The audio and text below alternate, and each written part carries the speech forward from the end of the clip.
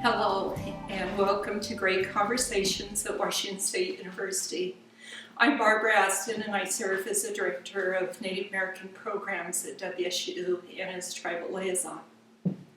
This afternoon, we're joined by Dr. Robbie Paul, who serves as the Director of Native American Health Sciences for WSU Spokane. She is also a member of the Nez Perce Tribe. Welcome, Dr. Paul. Good morning. Good afternoon, excuse me. Good afternoon. Well, for starters, would you please share with us about the role that you serve in with WSU? Sure. I became the Director of Health Sciences at WSU 6 years ago to help recruit and retrain natives into our healthcare professions that we have at WSU. Previously, I was the coordinator for the College of Nursing to recruit and retain Native nurses into that program, but we soon realized that all of our Native populations and having healthcare providers are very slim and none, and they realized that we needed to be reaching out to include those programs also. So I do that. I also run a camp called Nahashni to help prepare the pipeline to prepare the students to go into our programs, and that's been going on now. 19 years this summer will be our 19th year of hosting that camp. That's always good times. And then also I help with grants with our university dealing with Native populations, and so that's another hat that I wear. So there's many things that we try to coordinate to make sure that our healthcare needs are addressed for our Native people. And then I also have a Native American Health Science Advisory Board to the Chancellor at WSU Spokane, and we meet twice a year to discuss healthcare issues and what needs to happen in our curriculum and research. I know that your program has been very successful. Could you tell us about the numbers of Native nurses that have graduated from the program and some of those that are currently pursuing master's or PhD? Well, when I started, I have this past spring I graduated our 54th Native American nurse, and currently we have 3 in the undergraduate program who are pursuing their bachelor's of nursing, and then we have 2 in the what we call Doctor of Nurse Practitioner program, and they were previously our undergrad students, and now they're doing their Doctor of Nurse Practitioner, and then we have 2 in the PhD program. So that's a pretty big deal because in the entire country we have less than 18 Native American PhD nurses, and so WSU can say we have 2 preparing to graduate, and so we're working with them.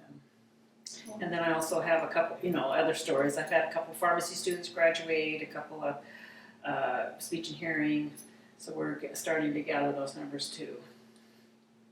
Well, one of the amazing things is that in addition to directing such successful programs and really working closely with the students, you completed your PhD, and that was at Gonzaga University in Leadership Studies.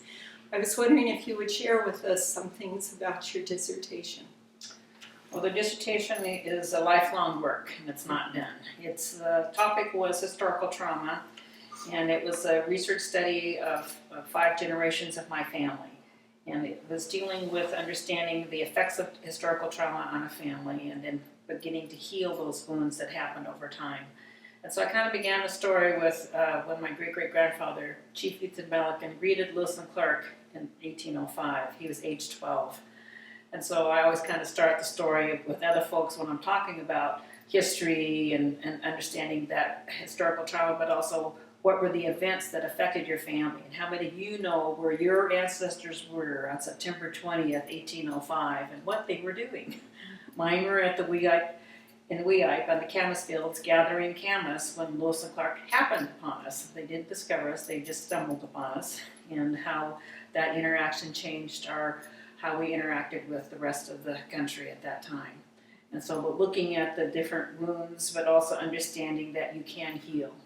But for me, it was finding the story that had been lost, because there was so much time in history that says you need to forget your culture, forget your language, forget your history.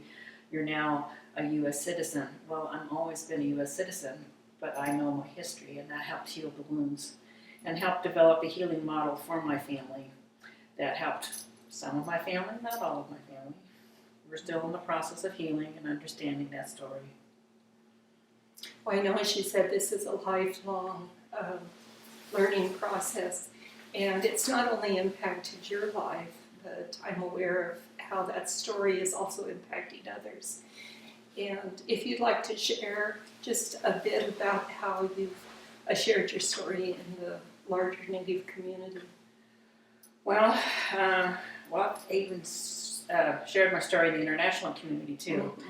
And I really thank Gonzaga University for that opportunity. I was asked to send an abstract to South Africa to a conference there on memory, narrative, and forgiveness, reflecting 10 years on the 10-year anniversary of the Truth and Reconciliation Commission in South Africa. So I was allowed to go and present to that community, and I got to meet Desmond Tutu, which was really a not life-changing, but he truly is a beautiful human being, and understanding that there has to be forgiveness, and there has to be forgiveness or there's no future. And that really helped me look at my own story. We don't want to carry that hate, but we want to understand our story and forgive and move forward. You don't want to forget it though. You want to say it and move forward. And though in the Native community, I've been asked several times to share the story, to help them look at their history and find their story. I know some of the toughest times for me to share my story has been I've been asked to come home to my own people and share the story.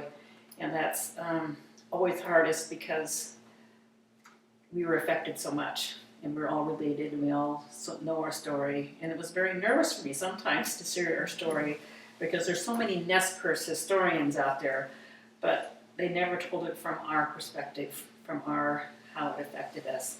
And so that part is helping us to heal that. For me, it was to go to the spots where the wounds occurred, tell the story, begin to forgive and let go. But if you don't know your story, it's hard to understand that. And so I know in my family history, it took a while to find all of the wounds, and I'm sure we haven't found all of them. But understanding that process, for me, the ahas came to be when I felt depressed certain times of the year and began to realize, well, why do I feel depressed now? And then I started to line up my family history with the historical events, and that's when I began to realize that's why I need to heal, is those wounds that occurred at that time period. So one example would be the Nez Perce War. And one specific aspect of that war was the Battle at Big Hole, where I did find out that 5 of my aunts and uncles were killed in that war at that particular battle, and they were children at that time. So understanding that loss of children, but also how that affected my grandfather, who's the only one that survived, and how he still kept going after witnessing all that, witnessing a war, going to boarding school, going back home, starting a tribal government. He was one of the first ones to start the Nez Perce tribal government, and how he survived and went on and still kept living. But on the other hand, he didn't talk about the war, so that became the elephant in our family, not talking about the war, but being able to move through it now as I have discovered the story and helping others to discover their story. We all have a story to tell, and it's very important that we tell it. Well, thank you. Where do you see call to continue to share this story, and in what ways? Oh, well, I still feel very called to look at how we can reconcile the hurts of our people who've, not just the Nez Perce, but all those who suffered from the boarding school experience throughout the United States. And I see that as continuing to work on that, and how do we reconcile the hurt from the boarding school experience. It affected all Indian people. Whether their parents or grandparents went to boarding school, it still affects the child today, and having to understand that. And I see being called to help people find their story, but also how do you move through that? But how do we call the United States to come forward and look at that restitution? If South Africa can have a Truth and Reconciliation Commission, and Canada can have a Truth and Reconciliation, why cannot the United States? And I see that as still moving forward and looking at that. So, and people still, as long as people keep asking me to tell the story, I'll tell the story. And that hasn't quit. Yes. Well, that's very important work for all of us to be engaged in doing. There really is an intersection between your personal life and your professional life, and one of the common threads is healing and health. And to shift back to your role with WSU, I'd just like you to reflect for a moment what you see as the legacy that you would like to leave. Well, I guess the legacy, I don't know if it's a legacy. I think why I keep doing this because of our youth. I know our youth are our future, and to help them to know that yes, they can.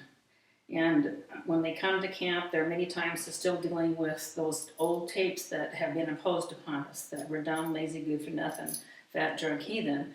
And so it feels like when they come to camp, we have to undo those stereotypes so they can believe in themselves. And I think the legacy I want to leave, that yes, you can be a doctor, because if I can do it, they can do it. Because so many times when I grew up as a young child, I heard that I was a dumb Indian from teachers, peers, and others. And I had to undo those tapes. And we are still fighting that with our youth today, and knowing that yes, they can. And I hope the legacy will be, yes, you are intelligent. Yes, you can do this. Yes, you can be a doctor, a nurse, a physical therapist, a pharmacist, or whatever it is you want to be. Well, thank you very much. Thank you for sharing with us this afternoon. Well, thank you for inviting me. WSU is a great place to work. Go Cougs! Yes, go Cougs!